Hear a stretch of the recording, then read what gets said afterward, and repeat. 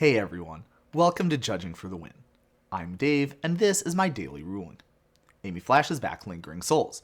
Does this cause Nick's Demon's Horn to trigger? Okay, so fortunately for Amy, this does not work. Even though the cost Amy paid to flash the spell back includes black mana, the spell Lingering Souls is considered to be mono-white, because a spell's color is determined by the mana cost, not by what cost you actually paid to cast it. This is the same reason why spells you cast without paying their mana cost are not considered to be colorless, unless they otherwise would be. This is also the same reason why the EDH community developed the concept of color identity, because in some sense, for some purposes, Lingering Souls should be considered to be both black and white. A spell's mana value follows a similar rule, which means that Lingering Souls can never be countered by Spell Snare, whether you're casting it normally or via flashback. This ruling does not apply to split cards, adventurer cards, and double-faced cards.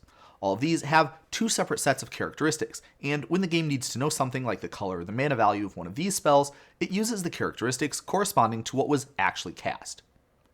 Ready for a last challenge question to test your understanding? Could you kill a Guma with fire? What about a kicked Fires of Victory? The answer is that both of these would work.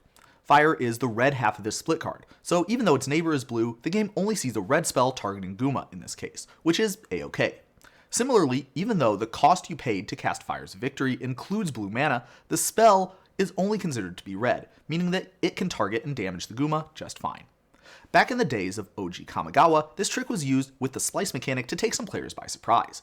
For example, by splicing a Consuming Vortex onto a Path of Anger's Flame, you could take out a creature with protection from blue. Although you would need to splice onto a non-red spell if you wanted to target a creature with protection from red that way. But that's all I have for you today. How did you do? Join me again next time for another daily ruling, but until then, I hope you have a great day.